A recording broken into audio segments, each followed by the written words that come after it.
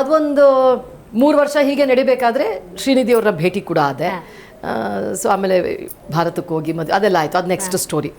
But ಆ ಒಂದು ಛಲ ಏನಿದೆ ಅಲ್ಲ, ಏನೋ ಒಂದು ಸಾಧನೆ ಮಾಡಬೇಕು ಅನ್ನೋ ಒಂದು ಛಲ ಏನಿರುತ್ತೆ, ಅದು ನಿಮ್ಮಲ್ಲಿ ಆ ಡಿಸಿಪ್ಲಿನ್ನು, ಆ ಒಂದು ಏನಂತಾರೆ ಫೈರ್ನ ತರಿಸ್ಬಿಡುತ್ತೆ.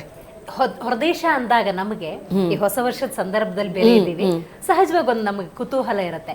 ಈ ಹೊರದೇಶದಲ್ಲಿ ಹೊಸ ವರ್ಷನ ಹೆಂಗ್ ಸೆಲೆಬ್ರೇಟ್ ಮಾಡ್ತಾರೆ, ನಮ್ಮ ಭಾರತದಲ್ಲಿ ಹೊಸ ವರ್ಷ ಸೆಲೆಬ್ರೇಟ್ ಮಾಡೋದಕ್ಕೂ ಅದಕ್ಕೂ ಏನ್ ಡಿಫರೆನ್ಸ್, ಈ ತರದೊಂದು ಕ್ಯೂರಿಯಾಸಿಟಿ ಇರುತ್ತೆ. ಖಂಡಿತ. ಈಗ ಏನಾಗ್ಬಿಟ್ಟಿದೆ ದಿವ್ಯಾ ಅವರೇ, ಪಾಶ್ಚಿಮಾತ್ಯ ದೇಶಗಳು ಅಂದ ತಕ್ಷಣ ನಮ್ಮ ಭಾರತೀಯ ಸಂಸ್ಕೃತಿಯನ್ನ ಬಿಟ್ಟು ಇರಬಹುದು ಅನ್ನೋದೊಂದು ಭಾವನೆನೇ ಜಾಸ್ತಿ.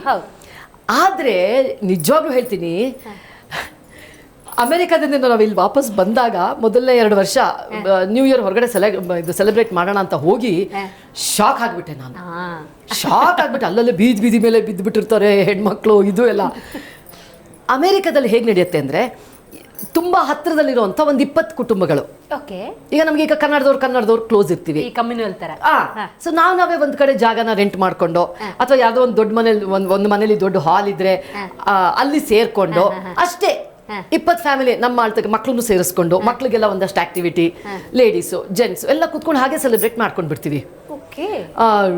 ಅವ್ರ ಜೊತೆ ಹೋಗಿ ಅಮೆರಿಕನ್ಸ್ ಜೊತೆ ಮಿಂಗಲ್ ಆಗಿ ಅವ್ರ ಜೊತೆ ಸೆಲೆಬ್ರೇಟ್ ಮಾಡುವಂಥದ್ದು ಇಲ್ವೇ ಇಲ್ಲ. ನಾನು ಅಲ್ಲಿ ಇದ್ದಿದ್ದು ಅಷ್ಟು ವರ್ಷ. ಆಮೇಲೆ ತುಂಬಾ ಹೊತ್ತು ಮಾಡುವಂಥ ಪ್ರಾಕ್ಟೀಸು ಇರಲ್ಲ. ಯಾಕೆ ಅಂತಂದ್ರೆ, ಜನವರಿ 1 ನ್ಯೂ ಇಯರ್ ದಿನ ಕಂಪಲ್ಸರಿ ನಮಗಲ್ಲಿ ದೇವಸ್ಥಾನದಲ್ಲಿ ಕಾರ್ಯಕ್ರಮ ಇರುತ್ತೆ. ಅದ್ಭುತ.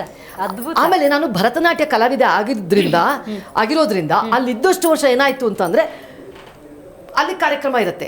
ನನ್ನ ವಿದ್ಯಾರ್ಥಿನಿಗಳನ್ನೆಲ್ಲ ಕರ್ಕೊಂಡು ಹೋಗಿ ಅಲ್ಲಿ ಕಾರ್ಯಕ್ರಮ ಕೊಡೋ, ಪ್ರತಿ ವರ್ಷ ಕೊಡ್ಲೇಬೇಕು. ಎಲ್ಲಾ ಟೀಚರ್ಸು ಅವ್ರವ್ರ ಮಕ್ಕಳನ್ನ ಕರ್ಕೊಂಡು ಬಂದು ಅಲ್ಲಿ ಶಾಸ್ತ್ರೀಯ ನೃತ್ಯಕ್ಕೆ ಅಮೆರಿಕದಲ್ಲಿ ಇರುವಂತಹ ಒಂದು ಬೇಡಿಕೆ, ಪ್ರೋತ್ಸಾಹ ನಿಜವಾಗ್ಲೂ ದಿವ್ಯಾ ಅವರೇ ಇಲ್ಲಿ ನೋಡೋಕ್ಕೆ ಸಿಗಲ್ಲ ಅನ್ಬೇಕು. ಸೊ ಹಾಗಾಗಿ ನೀವು ರಾತ್ರಿ ಎಲ್ಲ ಪಾರ್ಟಿ ಮಾಡ್ಕೊಂಡು ಬಿದ್ದು ಒದ್ದಾಡೋಕ್ಕೆ ಚಾನ್ಸೇ ಇಲ್ಲ. ನೆಕ್ಸ್ಟ್ ಡೇನೇ ಜನವರಿ 1 ದೇವ್ರ ಮುಂದೆ ಅಲ್ಲಿ ಒಳ್ಳೆ ಮೀನಾಕ್ಷಿ ದೇವಸ್ಥಾನ ಇದೆ, ನಮ್ಮ ರಾಘವೇಂದ್ರ ಸ್ವಾಮಿ ಮಠ ಇದೆ. ಪ್ರತಿ ದೇವಸ್ಥಾನದಲ್ಲೂ ನ್ಯೂ ಇಯರ್ ದಿನ ಒಳ್ಳೊಳ್ಳೆ ಅದ್ಭುತವಾದ ಕಾರ್ಯಕ್ರಮಗಳನ್ನ ಮಾಡ್ತಾರೆ. ಶಾಸ್ತ್ರೀಯ ಸಂಗೀತ, ಶಾಸ್ತ್ರೀಯ ನೃತ್ಯ, ಈ ರೀತಿಯಾದಂಥದ್ದು. ಅದಕ್ಕೆ ಪ್ರಿಪೇರ್ ಆಗಬೇಕಲ್ಲ. ಸೊ ಇದು ಅಮೆರಿಕಾದ ಹೊಸ ವರ್ಷದ ಸೆಲೆಬ್ರೇಷನ್ ಅಂದ್ರೆ ನಂಬ್ತೀರಾ ನೀವು?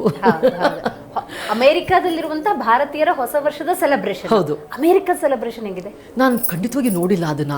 ನನಗೆ ಎಷ್ಟೊಂದು ಜನ ರೇಗ್ಸವ್ರು, ಅಮೆರಿಕಾದಲ್ಲಿ ಇದೆಯಾ ಅಥವಾ ಮೈಸೂರಿಂದ ನಾನು ಮೈಸೂರು ನೋಡು, ಸೊ ಮೈಸೂರಿಂದ ನೀವು ಹೊರಗೆ ಬಂದಿಲ್ವಾ ಅಂತ. ಅದೇನಾಗುತ್ತೆ ನೋಡಿ, ಅಲ್ಲಿ ಹೋದ್ರು ನಾವು ಹೋಗಿದ್ದು ಇದ್ದಿದ್ದು ಅಮೆರಿಕ 17 ವರ್ಷ.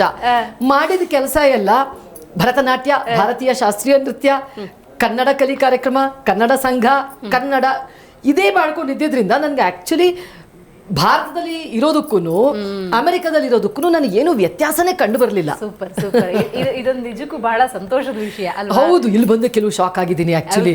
ಇಲ್ಲಿ ಕೆಲವೆಲ್ಲ ನೋಡುವಾಗ, ಇಲ್ಲಿನ ಹೆಣ್ಮಕ್ಳ ಆಚಾರ ವಿಚಾರಗಳನ್ನು ನೋಡಿದಾಗ ಇಲ್ಲಿ ಬಂದೇ ಶಾಕ್ ಆಗಿದ್ದೀನಿ. ನಮ್ಮ ಮಕ್ಳಿಗೆ ಹೇಳ್ಕೊಟ್ಬಿಟ್ಟಿದ್ದೆ ವಾಪಸ್ ಬಂದಾಗ. ಯಾರ್ಯಾರು ಮನೆಗೆ ನಾನು ಕರ್ಕೊಂಡು ಹೋಗ್ತೀನಿ ಎಲ್ಲ ಕನ್ನಡದವರೇ ಆಗಿದ್ದಾರೆ, ಕನ್ನಡದಲ್ಲೇ ಮಾತಾಡಬೇಕು ಅಂತ.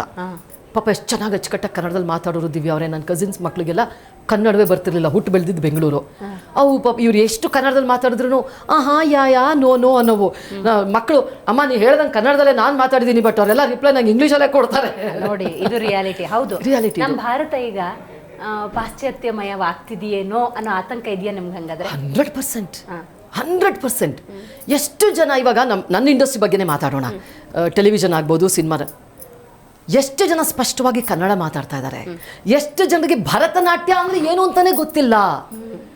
ನಿಜವಾಗ್ಲೂ ಹೇಳ್ತಾ ಇದ್ದೀನಿ, ಅವ್ರಿಗೆ ಭರತನಾಟ್ಯಕ್ಕೂ ಬಾಕಿ ಇನ್ನೊಂದು ಶಾಸ್ತ್ರೀಯ ನೃತ್ಯಕ್ಕೂ ವ್ಯತ್ಯಾಸವೇ ಗೊತ್ತಿಲ್ಲ. ಇದು ಕುಚಿಪುಡಿನ, ಒಡಿಸಿನ, ನೀವು ಮಾಡೋದು ಯಾವುದು ಅಂತಾರೆ ಅವ್ರ ಮುಂದೆ ಮಾಡಿದ್ರು. ಸೊ ಈ ಮಟ್ಟಕ್ಕೆ ತಯಾರಾಗಿದ್ದೀವಿ ಇಲ್ಲಿ.